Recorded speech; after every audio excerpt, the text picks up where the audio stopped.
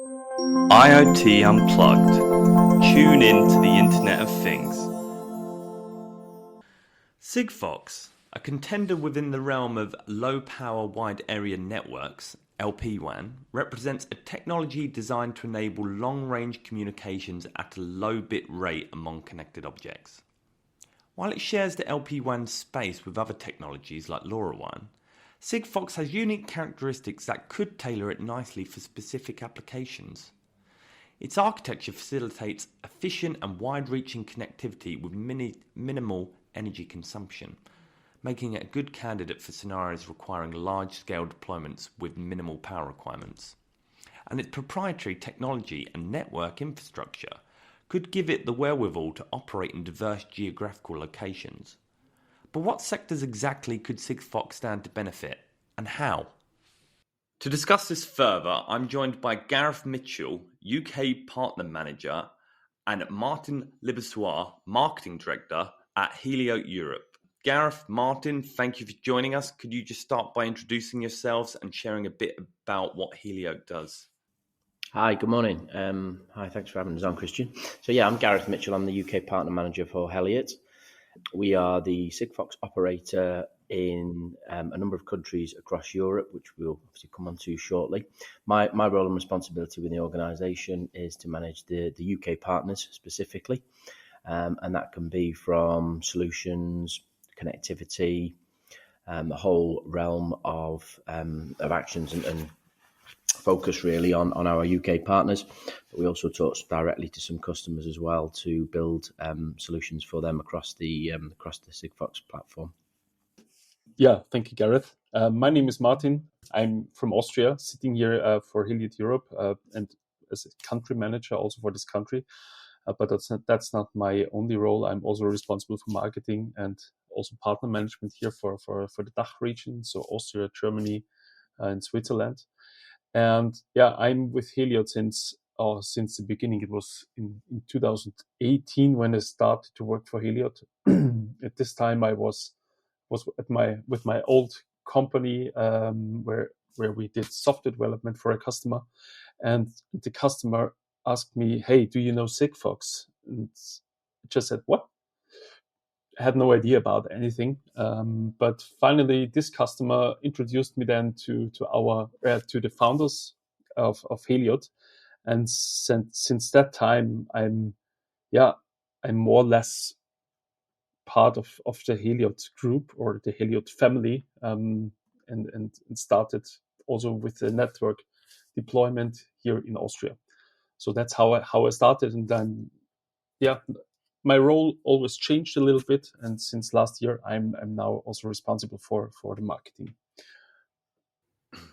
Okay, great. Well, you mentioned Sigfox there, so I just wanted to maybe start us off with that. And although you're a connectivity solutions provider and you deal with many different networks and so on, you mentioned you specialize in the Sigfox network on your website, and I was wondering, why did Heliot choose to specialize in Sigfox? So Heliot Europe's decision to specialise in Sigfox comes from a number of different areas really, and it can be attributed to several strategic and technical factors. So Sigfox offers a low power wide area network technology, particularly suited for IoT applications that require long battery life, low data rates, and also long range of communication. That can also be a factor in roaming as well. So quite often devices or assets require to be used in different countries across Europe. So obviously having a pan-European business and a network is key to be able to support that.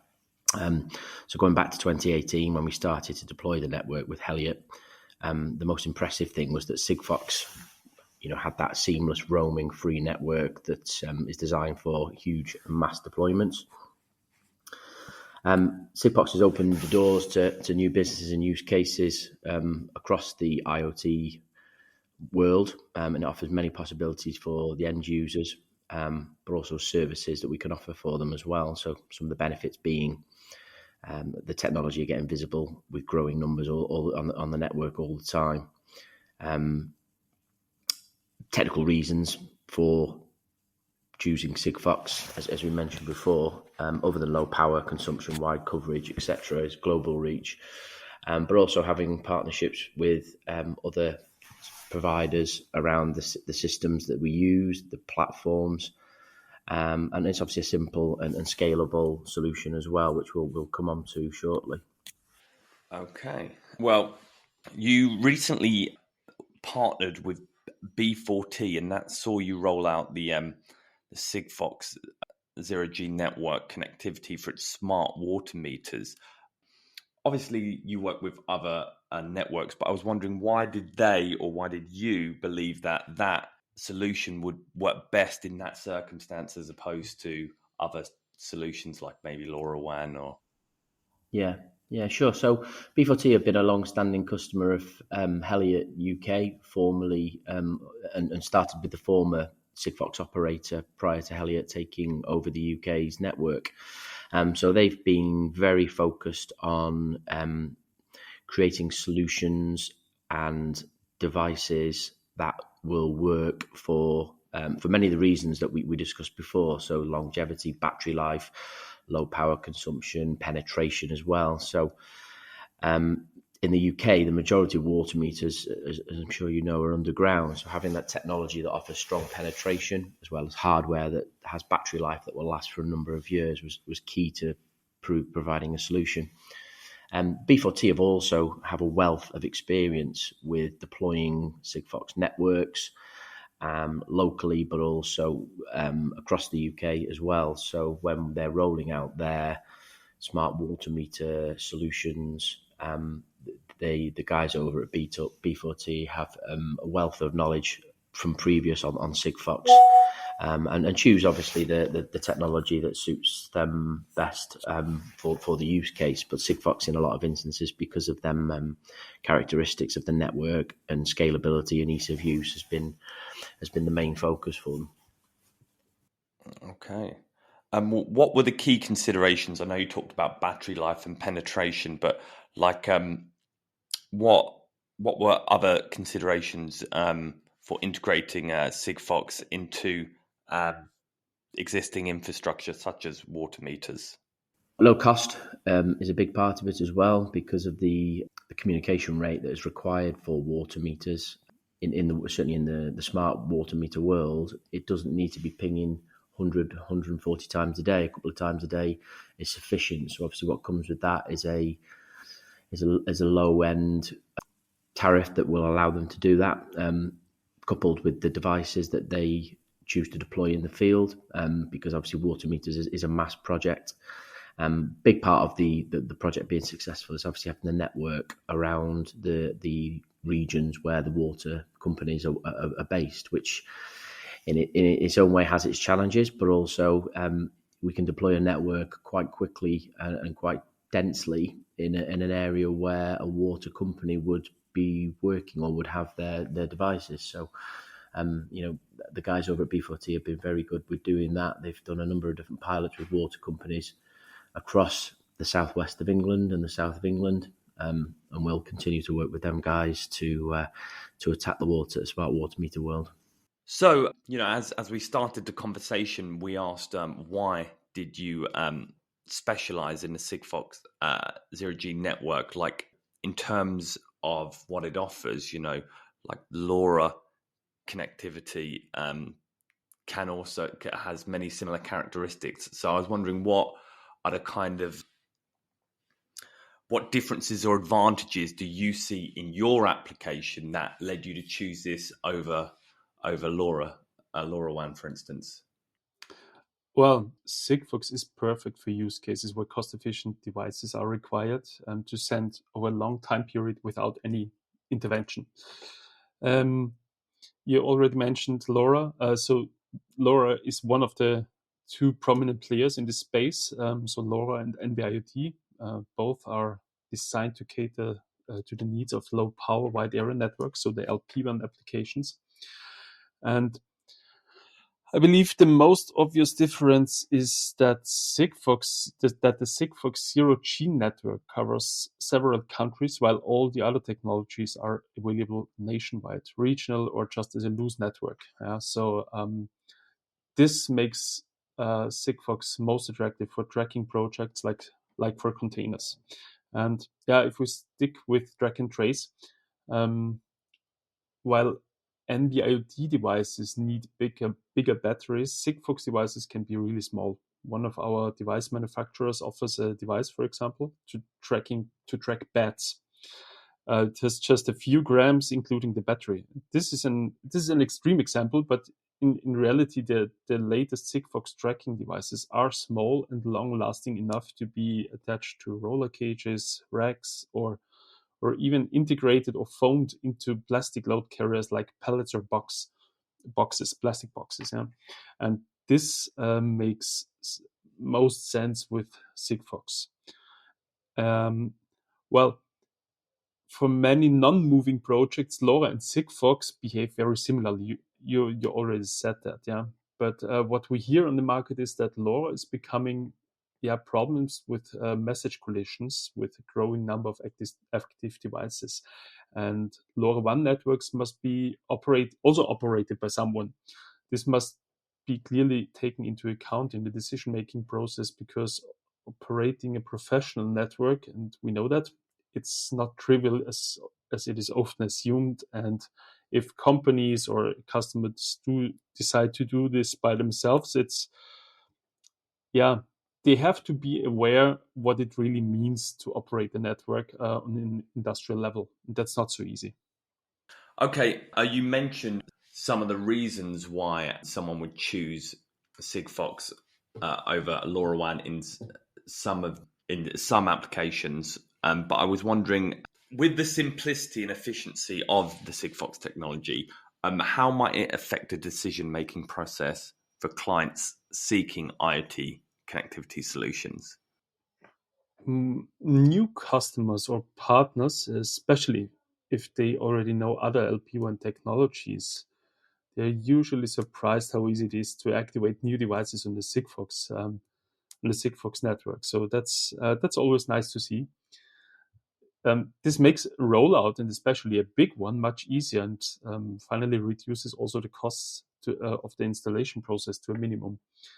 And on efficiency, I would say all LP1 technologies are promoted to be efficient.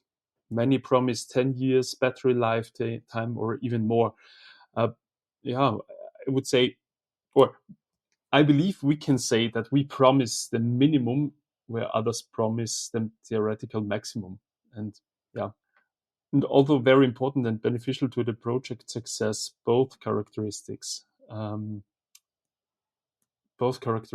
are just a small portion of the whole package. What really counts in the end is that the solution solves a problem in an affordable way.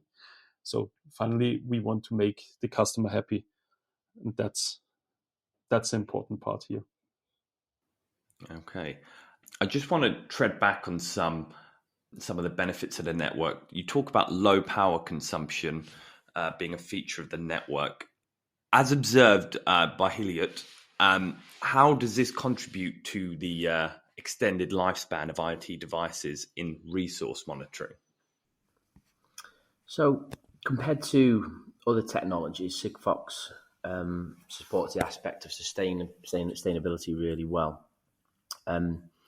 Because of the simplicity of the technology, Sigfox devices normally generate less waste and electronic waste, and furthermore, batteries last extremely long, resulting in less battery waste overall, which obviously supports the use cases of longevity of devices that are going out into the field that need to be put there and are left there for long periods of time. Theoretically, due to the very low energy consumption of the Sigfox technology, we could replace batteries by energy harvesting modules to convert light, movement of ambient radiation, for example, to electrical power.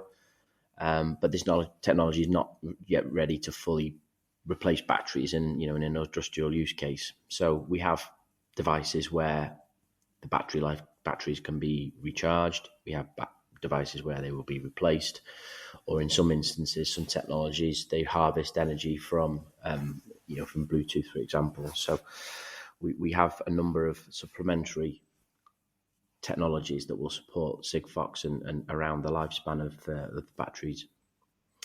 It's also worth mentioning extremely low footprint of our network, which recently helped us to achieve the EcoVadis gold rating just a few weeks ago. So our antennas need as little energy as a laptop, for example. So, in comparison to the likes of 4G, 5G, the power consumption, the power needs are a lot less than your cellular networks. Okay, great. Well, maybe that leads us nicely into our next question. That is about scalability challenges. How can companies looking to scale with the adoption of Sigfox technology, what the challenges presented, and how are they able to tackle them?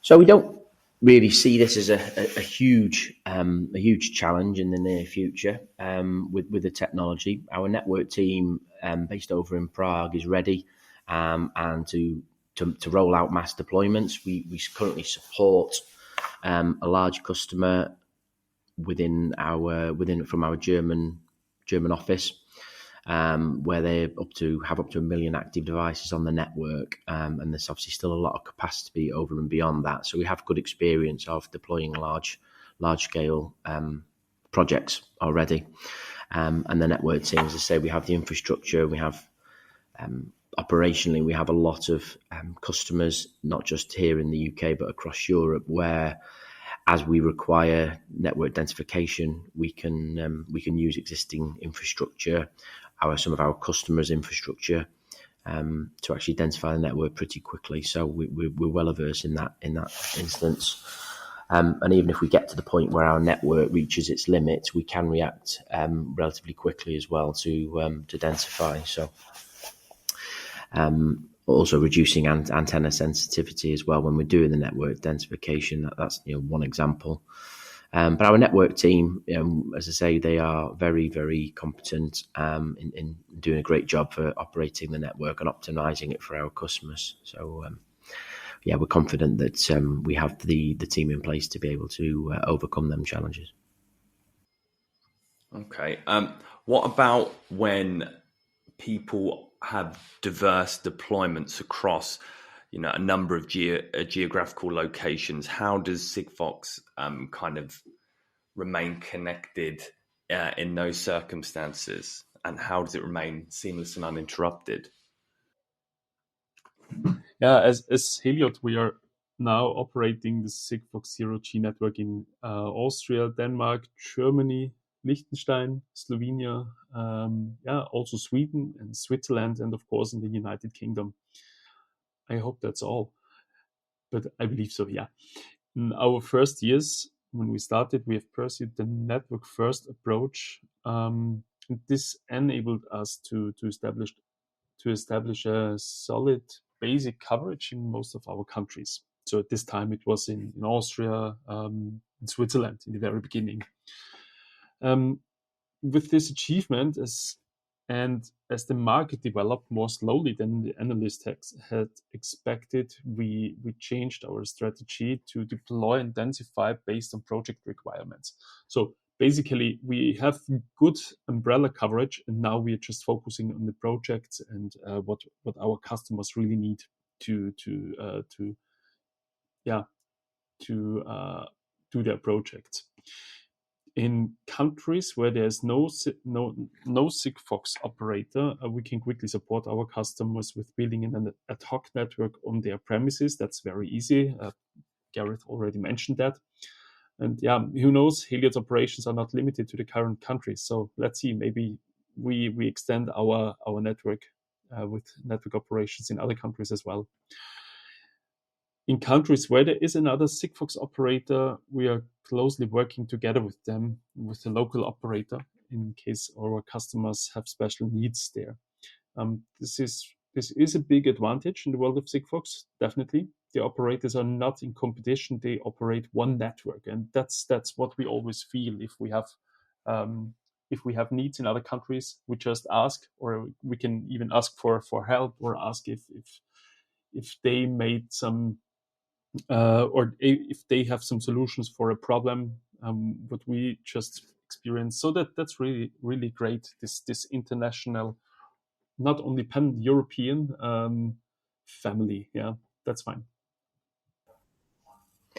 Just to add to that as well, we mentioned before about we track and monitor nearly 1 million assets for one customer out of Germany. That was part of the reason why Heliot has ventured into other parts of Europe, and UK, Denmark, etc. in the last few years.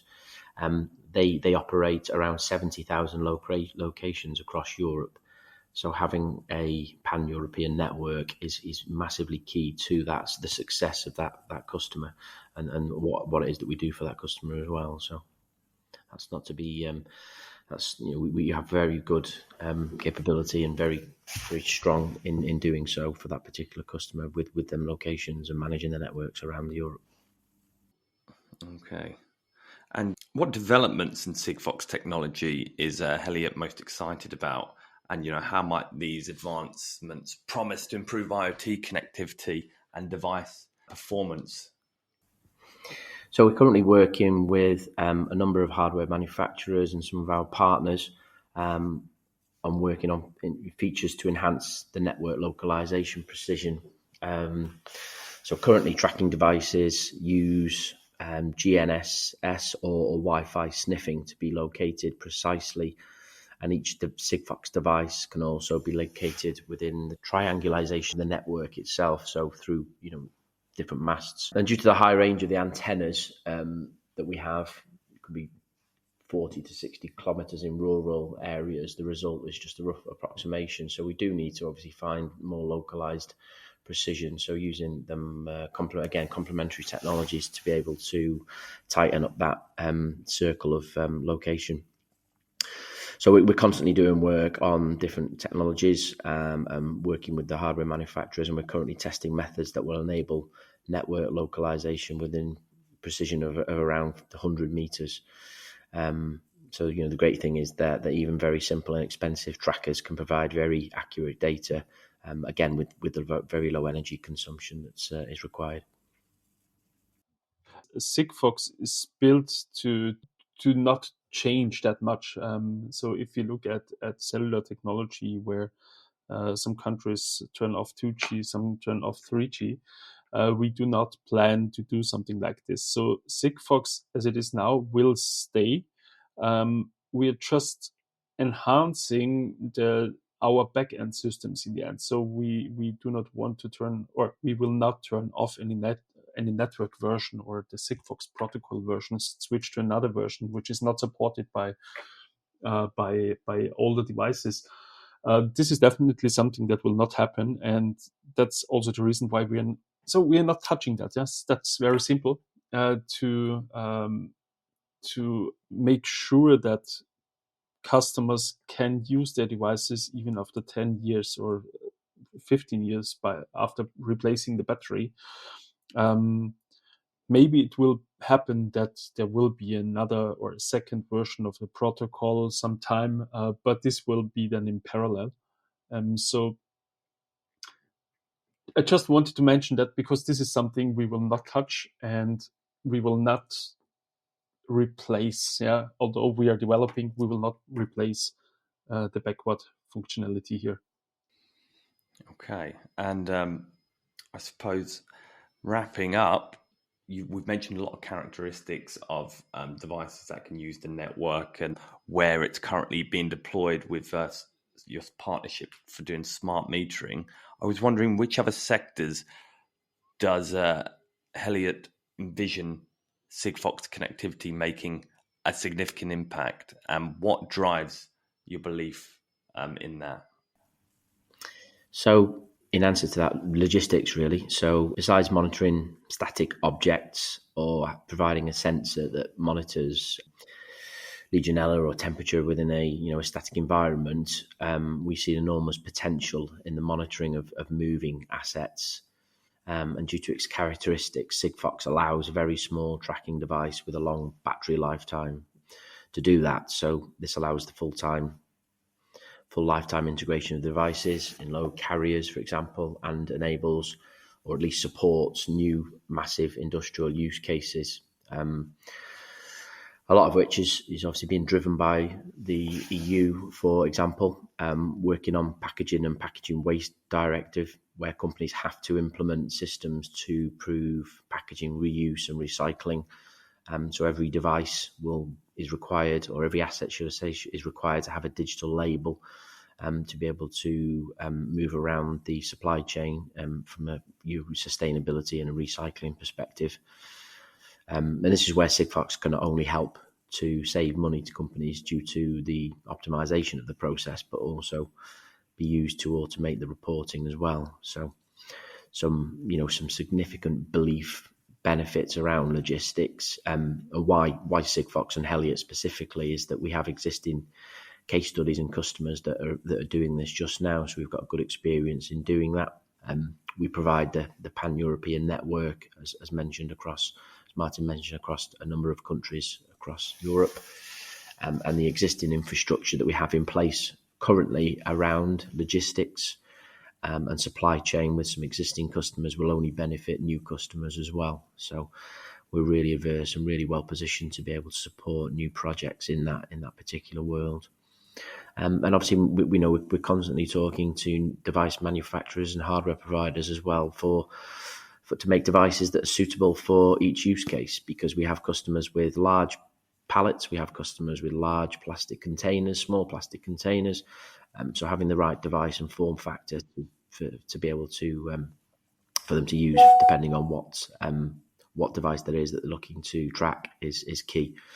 And obviously, coupled with that, the tariffing, the number of messages that's required, etc., etc. So it's it's a really good place to be right now in terms of the technology, and also the solutions that we're providing to some existing customers and some of the opportunities that we're talking to as well.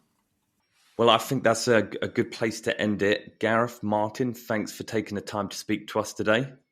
Thank you. Thanks for your time. Thank you. Thank you very much, Kristian. Remember to subscribe to IoT Unplugged wherever you get your podcasts. And don't forget to share with anyone you think would find it as interesting or as informative as you have. IoT Unplugged. Tune in to the Internet of Things.